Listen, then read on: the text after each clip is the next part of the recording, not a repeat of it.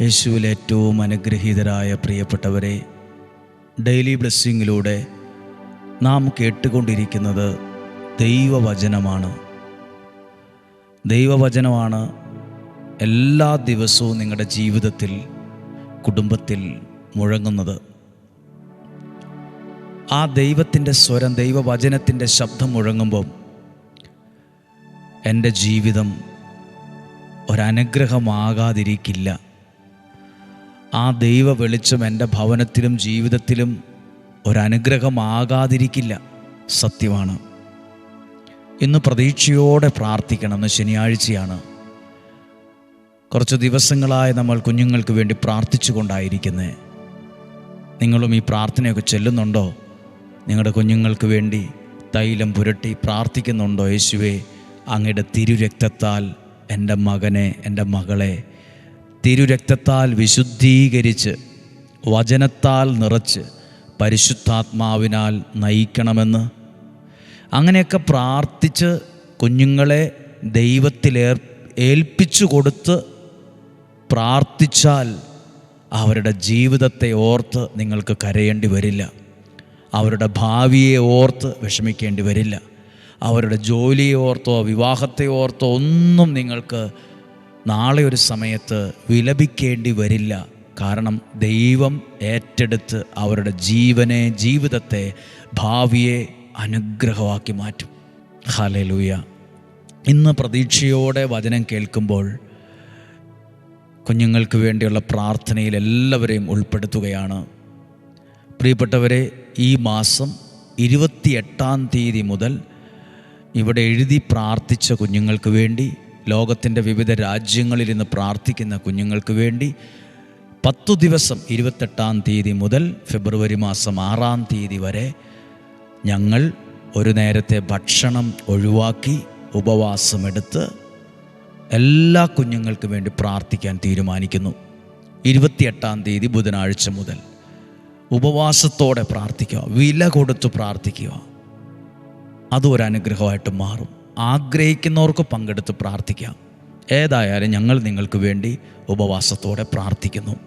ഒരനുഗ്രഹമാണ് ഒരാൾക്ക് വേണ്ടത്. ആ അനുഗ്രഹത്തിൽ നിന്നാണ് വേറൊരാൾ അനുഗ്രഹം ആകത്തുള്ളൂ. ഞാൻ ആ വാക്യം വായിക്കാം, അപ്പോൾ നിങ്ങൾക്കത് മനസ്സിലാകും. ഉൽപ്പത്തി പുസ്തകം 28-ാം അധ്യായം 13-ാമത്തെ വാക്യം മുതൽ യാക്കോബിനെ ദൈവം അനുഗ്രഹിക്കുന്നതായി കാണാൻ പറ്റും. യാക്കോബിനെ ദൈവം അനുഗ്രഹിക്കുന്നതായിട്ട്.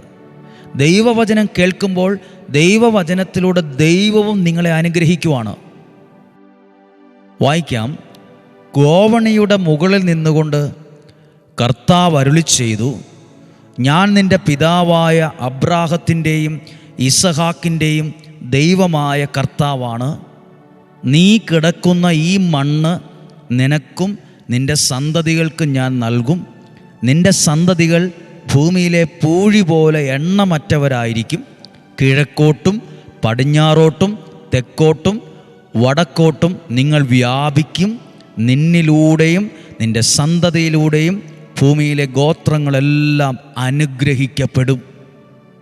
ആര് പറഞ്ഞു?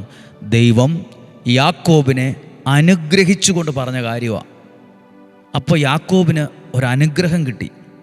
ഈ അനുഗ്രഹം കിട്ടിയ യാക്കോബ് 30-ാം അധ്യായം 27 മുതലുള്ള വാക്യം ഒന്ന് നോക്കുകയാണ്. ലാബാൻ്റെ വീട്ടിലാണ് യാക്കോബ് ഇപ്പോൾ ഉള്ളത്. അനുഗ്രഹം കിട്ടിയ യാക്കോബ് ഇപ്പോൾ ലാബാൻ്റെ വീട്ടിലാണ് ഉള്ളത്. അനുഗ്രഹമുള്ള യാക്കോബ് ലാബാൻ്റെ വീട്ടിൽ വന്നപ്പം ലാബാൻ്റെ ജീവിതവും കുടുംബവും സാമ്പത്തികവും എല്ലാം അത്ഭുതകരമായി വർദ്ധിച്ചു. അനുഗ്രഹമുള്ള ഒരാൾ നമ്മുടെ ജീവിതത്തിൽ വരുമ്പോൾ, നമ്മുടെ ഭവനത്തിലുണ്ടാകുമ്പോൾ നമ്മുടെ ജീവിതവും അനുഗ്രഹിക്കപ്പെടാൻ തുടങ്ങും. നിങ്ങളുടെ കുഞ്ഞുങ്ങൾക്കൊരു അനുഗ്രഹം കിട്ടുമ്പോൾ നിങ്ങളുടെ വീട് അനുഗ്രഹമാകാൻ തുടങ്ങും. മാതാപിതാക്കൾ എന്ന നിലയിൽ നിങ്ങൾക്ക് ദൈവാനുഗ്രഹം കിട്ടുമ്പോൾ നിങ്ങളിലൂടെ ഒരു തലമുറ അനുഗ്രഹിക്കപ്പെടാൻ തുടങ്ങും. അനുഗ്രഹം വേറൊരു വലിയ അനുഗ്രഹത്തിന് ജന്മം കൊടുക്കും. വായിക്കാം. ലാബാൻ 27-ാമത്തെ വാക്യമാണ്. ലാബാൻ യാക്കോബിനോട് പറയുക. ഇത് പറയുമ്പോൾ എന്നെ ഒന്ന് കേട്ടെ. യാക്കോബ് ലാബാനോട് പറഞ്ഞു, ഞാൻ പോവാണ്, എനിക്കിവിടുത്തെ ജോലി നിർത്തി പോകണം, എനിക്ക് തരാനുള്ളതൊക്കെ തന്നേരെ എന്ന് പറഞ്ഞപ്പോൾ ലാബാൻ പറയുവാണ്, എന്നാൽ നീ പൊക്കോ, ഞാൻ വേറൊരാളെ വച്ചോളാം എന്നല്ല. ലാബാൻ, എൻ്റെ ഭാഷയിൽ പറഞ്ഞാൽ ആ മുതലാളി, ആ വലിയ ആൾ ലാബാൻ പറയുവാണ് യാക്കോബിനോട്, എൻ്റെ മകനെ യാക്കോബെ, നീ പോവല്ല്, നീ വന്നേ പിന്നെയാ എനിക്ക് ഈ അനുഗ്രഹമെല്ലാം ഉണ്ടായേ. കേട്ടെ 27-ാമത്തെ വാക്യം. ലാബാൻ മറുപടി പറഞ്ഞു, നിനക്കെന്നോട് താല്പര്യമുണ്ടെങ്കിൽ നീ പോകരുത്, നീ മൂലമാണ് കർത്താവ് എന്നെ അനുഗ്രഹിച്ചതെന്ന് എനിക്കറിയാം. യാക്കോബിന് കിട്ടിയ ഏറ്റവും വലിയ സമ്മാനമാണെന്ന് ഞാൻ പറയത്തുള്ളൂ ആ വാക്ക്. യാക്കോബൻ, നീ പോവില്ല, എന്നോട് ശകലവേലും താല്പര്യമുണ്ട്, നീ പോവില്ല, നീ കാരണമാ ദൈവം എന്നെ അനുഗ്രഹിച്ചെന്ന് എനിക്ക് നന്നായിട്ടറിയാം. പ്രിയപ്പെട്ടവരെ, ഡെയിലി ബ്ലെസ്സിങ്ങിൽ വചനം കേൾക്കുമ്പോൾ ആ വചനം കേൾക്കുന്ന ഒരു അമ്മയോട്, ഒരപ്പനോട്, യുവാവിനോട്, യുവതിയോട്, കുഞ്ഞുങ്ങളോടൊക്കെ പറയാം, ഈ വചനം നിങ്ങൾ കേൾക്കുമ്പോൾ ആ വചനത്തിലൂടെ കിട്ടുന്ന ഒരു അനുഗ്രഹമുണ്ട്. നിനക്ക് ലഭിച്ച അനുഗ്രഹം വേറൊരാൾക്കൊരു അനുഗ്രഹമാകാൻ കാരണമാവും. ഒരു തണൽ മരം പോലെ, അതിന് തണൽ മരത്തിന് തണൽ കൊടുക്കാൻ പറ്റുമെന്ന് പറയുന്നത് പോലെ, ഫലവും തണലും അത് കൊടുക്കുന്നു എന്ന് പറയുന്നത് പോലെ, അനുഗ്രഹം കിട്ടിയൊരു മനുഷ്യനും ഫലവും തണലുമായി മാറും. ഭയങ്കര അനുഗ്രഹമാണ്. ലാബാന് വേണേ പറയത്തില്ലേ, യാക്കോബ് പോവാണേ പോ, നീ നിൻ്റെ പണി നോക്കിപ്പോക്കോ, എനിക്ക് നീ ഇല്ലേലും എനിക്ക് മുന്നോട്ട് പോകാൻ അറിയാം. അങ്ങനെ അല്ല ലാബാൻ പറയുന്നത്, യാക്കോബെ നീ പോവല്ല്. അനുഗ്രഹമുള്ള ഒരു വ്യക്തിയെ കൂടെ നിർത്തുന്നത് കണ്ട, അനുഗ്രഹമുള്ളൊരു പ്രാർത്ഥനയെ, അനുഗ്രഹമുള്ളൊരു ശുശ്രൂഷയെ, അനുഗ്രഹമുള്ള വ്യക്തികളെ പിണക്കിക്കളയല്, കൂടെ നിർത്തിക്കോണം. അനുഗ്രഹമുള്ളവരിലൂടെയാണ് നിങ്ങളും അനുഗ്രഹിക്കപ്പെടാൻ പോകുന്നത്. അനുഗ്രഹമുള്ളൊരു ശുശ്രൂഷയുടെ ഭാഗമായി നിൽക്കുമ്പോഴാണ് എൻ്റെ വീടും അനുഗ്രഹിക്കപ്പെടുന്നത്. നമ്മൾ പറയില്ലേ, പുള്ളി പോവാണ് പോട്ടങ്ങോട്ട്, അങ്ങനെ പെട്ടെന്ന് പിണക്കി വിടാൻ പാടില്ല. ഇതൊരു പാഠമാണ്. അടുത്തത് 28-ാമത്തെ വാക്യം. നിനക്കെന്ത് പ്രതിഫലം വേണമെന്ന് പറയുക, അത് ഞാൻ നിനക്ക് തരാം. എന്ത് വേണേ നീ ചോദിച്ചോ, അത് ഞാൻ നിനക്ക് പ്രതിഫലമായി കൂലിയായിട്ട് തന്നോളാം. ദയവ് ചെയ്ത് നീ പോവല്ല്. 29-ാമത്തെ വാക്യം നോക്കിയേ. യാക്കോബ് അവനോട് പറഞ്ഞു, ഞാൻ ഇപ്രകാരം അങ്ങയ്ക്ക് വേണ്ടി ജോലി ചെയ്തെന്നും എൻ്റെ മേൽനോട്ടത്തിൽ അങ്ങയുടെ ആടുമാടുകൾ എത്ര പെരുകിയെന്നും അങ്ങയ്ക്കറിയാമല്ലോ.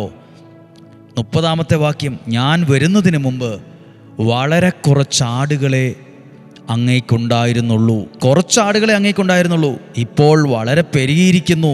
ഞാൻ പോയിടത്തെല്ലാം കർത്താവ് അങ്ങയെ കടാക്ഷിച്ചിരിക്കുന്നു. അനുഗ്രഹമുള്ളവൻ്റെ സാന്നിധ്യം ലാബാൻ്റെ ജീവനെ, ജീവിതത്തെ, സാമ്പത്തികത്തെ ഭയങ്കര ബ്ലസ്സഡാക്കി മാറ്റി, അനുഗ്രഹമാക്കി മാറ്റി. ലാബാൻ തിരിച്ചറിഞ്ഞു. ഇല്ലെങ്കിൽ ആരെങ്കിലും പറയുമോ, നീ എന്തു വേണേലും ചോദിച്ചോ, പ്രതിഫലമായിട്ട് ഞാനത് നിനക്ക് തരാം. പ്രിയപ്പെട്ടവരെ, ഇതാണ് അനുഗ്രഹം കിട്ടിയ ഒരു വ്യക്തിയുടെ മഹത്വം. നമ്മൾ ചിന്തിക്കില്ലേ, വചനം കേട്ടിട്ട് എന്നാ കിട്ടാനാ, എന്ത് ശരിയാകാനാ, ഒന്നും ശരിയായില്ലെന്ന് തോന്നിയാലും നിൻ്റെ ലൈഫിലേക്ക് വരുന്നൊരു ബ്ലെസ്സിങ് ഉണ്ട്, വചനത്തിലൂടെ കിട്ടുന്ന അനുഗ്രഹമുണ്ടെന്ന്. അത് നിന്നെ മാത്രമല്ല, നിന്നിലൂടെ ഒത്തിരി പേർ അനുഗ്രഹിക്കപ്പെടാൻ ഇടയാകുന്ന ഒരു അനുഗ്രഹമാണ്. ഞാൻ ഇനി പറയുന്നൊരു വാക്കാണ്, അനുഗ്രഹമാകാനുള്ള ഒരു അനുഗ്രഹം നിന്നിലുണ്ടെന്ന്. വേറൊരാൾക്ക്, നിൻ്റെ വീടിന്, മാതാപിതാക്കൾക്ക്, സഹോദരങ്ങൾക്ക് അനുഗ്രഹമാകാനുള്ളൊരു അനുഗ്രഹമാണ് ഈ കിട്ടുന്നത്. മനസ്സിലായോ? പിടികിട്ടിയോ? വചനം കേൾക്കുന്ന മാതാവേ, പിതാവേ, പ്രിയപ്പെട്ട അപ്പച്ച, അമ്മച്ചി, പ്രിയപ്പെട്ട സഹോദര, സഹോദരി, യുവാവേ, യുവതി, പ്രിയപ്പെട്ട കുഞ്ഞുങ്ങളെ, നിങ്ങൾക്ക് ഈ വചനത്തിലൂടെ ദൈവം നിങ്ങളെ അനുഗ്രഹിക്കും. അത് നിങ്ങൾക്കൊരനുഗ്രഹമാകും, നിങ്ങൾ വേറൊരാൾക്കും അനുഗ്രഹമായി മാറാനുള്ള ഒരു അനുഗ്രഹമായിട്ടത് മാറും. പഠിക്കാനുള്ള വിഷയങ്ങളെയൊക്കെ ഒന്ന് ഓർത്തേ, പിള്ളേരൊക്കെ അതൊക്കെ ഓർത്തേ, എന്നിട്ട് നന്നായിട്ടൊന്ന് പഠിക്കാനൊരു തീരുമാനമെടുത്തേ. ഫോണിൻ്റെ ഉപയോഗമൊക്കെ ഒന്ന് ശ്രദ്ധിച്ചേ. ഒത്തിരി ഉപയോഗിച്ച് അതിന് അഡിക്റ്റായി പോവല്ലേ, നിയന്ത്രിക്കണം. അത് വിജയത്തിന് കാരണമാവും, അനുഗ്രഹത്തിന് കാരണമാവും, ദൈവീക ഇടപെടലിന് കാരണമാവും. എല്ലാ കുഞ്ഞുങ്ങൾക്കും വേണ്ടി പ്രാർത്ഥിക്കട്ടെ. പ്രിയപ്പെട്ട മാതാപിതാക്കളെ, എൻ്റെ കൊച്ചിന് വേണ്ടി മാത്രമല്ല, ഡെയിലി ബ്ലെസ്സിങ്ങിൽ കേൾക്കുന്ന വചനം കേൾക്കുന്ന എല്ലാ കുഞ്ഞുങ്ങൾക്കും വേണ്ടി, കുടുംബങ്ങൾക്കും വേണ്ടി നിങ്ങളുടെ കരങ്ങളെ ഒന്ന് ഉയർത്തിപ്പിടിക്കാമോ? ദൈവമേ, അങ്ങയുടെ വചനം കേൾക്കുന്ന ഓരോ വ്യക്തികളെയും, കുടുംബങ്ങളെയും, കുഞ്ഞുങ്ങളെയും, അവർ എഴുതാൻ പോകുന്ന പരീക്ഷ, പഠിക്കാൻ പോകുന്ന വിഷയങ്ങൾ, അറ്റൻഡ് ചെയ്യാൻ പോകുന്ന എക്സാം, ഇൻ്റർവ്യൂ, സകലത്തിൻ്റെ മേലും ഞങ്ങളൊരു അനുഗ്രഹത്തെ കൊടുക്കുന്നു. ദൈവവചനത്തിലൂടെ അനുഗ്രഹിക്കുന്നു, പ്രാർത്ഥനയിലൂടെ അനുഗ്രഹിക്കുന്നു. മിടുക്കരാകണം, മിടുക്കികളായി മാറണം, അനുഗ്രഹമായി മാറണം. യാക്കോബിനോട് ലാബാൻ പറഞ്ഞില്ലേ, നീ കാരണമാ എന്നെ അനുഗ്രഹിച്ചെന്ന്. ഇതുപോലെ നമ്മുടെ ചെവിയിലും നമ്മളോ വേറൊരാൾ പറയുന്നത് കേൾക്കാൻ ഇടവരട്ടെ. സഹോദര, സഹോദരി, പ്രിയപ്പെട്ട അമ്മേ, പ്രിയപ്പെട്ട അപ്പച്ച, നിങ്ങൾ കാരണമാണ് ഞങ്ങൾ അനുഗ്രഹിക്കപ്പെടാനിടയായത്. മക്കൾ പറയുന്നത് മാതാപിതാക്കൾ കേൾക്കാൻ ഇടവരട്ടെ, മാതാപിതാക്കൾ പറയുന്നത് മക്കൾ കേൾക്കാൻ ഇടവരട്ടെ. എൻ്റെ മൂത്ത മകൻ, രണ്ടാമത്തെ ആൾ, മൂന്നാമത്തെ ആൾ കാരണമാണ് ഞങ്ങളുടെ വീട് അനുഗ്രഹിക്കപ്പെട്ടെ. ഇല്ലെങ്കിൽ ഞങ്ങളുടെ അവസ്ഥ എന്താകുമായിരുന്നു? നിങ്ങളൊരു അനുഗ്രഹമാകണം. അനുഗ്രഹമുള്ള മനുഷ്യൻ ഫലവും തണലും തരുന്നൊരു വലിയ മരം പോലെയാണ്. അതിന് ചോട്ടിൽ നിൽക്കുന്നവർക്ക് ഫലം മാത്രമല്ല, ആശ്വാസത്തിൻ്റെ തണലും ആ വ്യക്തി കൊടുക്കും. പ്രാർത്ഥിക്കട്ടെ. കർത്താവേ, വചനം കേൾക്കുന്ന എല്ലാ കുഞ്ഞുങ്ങളെ അനുഗ്രഹിക്കുക. 28-ാം തീയതി മുതൽ ആരംഭിക്കുന്ന ഉപവാസ പ്രാർത്ഥന എന്തിനെന്നറിയാമോ? ഒരു തലമുറയെ വിശ്വാസത്തിൽ, ആത്മീയതയിൽ, ദൈവാനുഗ്രഹത്തിൽ വളർത്താൻ ഞങ്ങൾ ഒരു നേരം ഭക്ഷണം ഒഴിവാക്കി ത്യാഗമെടുത്ത് പ്രാർത്ഥിക്കാൻ ആഗ്രഹിക്കുന്നു. സാധ്യമായ എല്ലാവരെയും അറിയിക്കണം, ഒരുമിച്ച് പ്രാർത്ഥിക്കാം. പറ്റുന്നവർ പങ്കെടുക്കുക. കർത്താവ് അങ്ങയുടെ നാമത്തിൽ അനുഗ്രഹിക്കുന്ന രോഗങ്ങൾ, അപകടങ്ങൾ, ദുർമരണങ്ങൾ, മൂപ്പെത്താത്ത മരണങ്ങൾ, നഷ്ടങ്ങൾ, ചതി, വഞ്ചന, നിരാശ എന്നിവയെല്ലാം ഞങ്ങളെ സൂക്ഷിക്കണമേ. ദീർഘായുസ്സും ആരോഗ്യവും സമ്പത്തും ഐശ്വര്യവും തരണമേ. വിശ്വാസത്തിൽ വർധനവ് തരണമേ. പ്രാർത്ഥനയിൽ ആഴപ്പെടുത്തണമേ. വചനം വായിക്കാനുള്ള ശക്തിയും കൃപയും ബന്ധവും വർദ്ധിപ്പിക്കണമേ. ഒരനുഗ്രഹമാക്കണമേ. വിജയം കൊടുക്കണമേ. കുഞ്ഞുങ്ങളെ ശ്രദ്ധിച്ചേ, നിങ്ങൾ നല്ല ഒരു വിജയം നേടി ഇവിടെ ഒരു സാക്ഷ്യമായിട്ട് വരും കേട്ടോ. നിങ്ങൾക്ക് ഈ ആലയത്തിലൊക്കെ വരാൻ പറ്റും. ദൈവനാമത്തിൽ നിങ്ങളെ അനുഗ്രഹിച്ച് പ്രാർത്ഥിക്കുന്നു. ഒരു ദോഷവും വരില്ല, ഒരു തിന്മയും വരില്ല, ഒരു അനർത്ഥവും വരത്തില്ല. വലിയ വിജയം ദൈവം തരും. ദൈവത്തിൽ വിശ്വസിക്കുന്നു, അനുഗ്രഹിച്ച് പ്രാർത്ഥിക്കുന്നു, ഇപ്പോഴും എപ്പോഴും എന്നേക്കും. ആമേൻ. ദൈവം അനുഗ്രഹിക്കട്ടെ. നല്ല അനുഗ്രഹം ഉണ്ടാകട്ടെ. നാളെ 5:30 ഒരുമിച്ച് കാണാം. നാളെ ഞായറാഴ്ചയാണ്. നാളെ അർപ്പിക്കുന്ന വിശുദ്ധ കുർബാനയിൽ നിങ്ങളെ ഓർത്ത് പ്രാർത്ഥിക്കും. നാളത്തെ പ്രാർത്ഥന മുടങ്ങാതിരിക്കട്ടെ. എത്ര തിരക്കുണ്ടെങ്കിലും പ്രാർത്ഥന കേൾക്കാനിടയാകട്ടെ. നാളെ 5:30 കാണുന്നത് വരെ സർവശക്തനായ ദൈവം എന്നെയും നിങ്ങളെയും സൂക്ഷിക്കട്ടെ. ആമേൻ.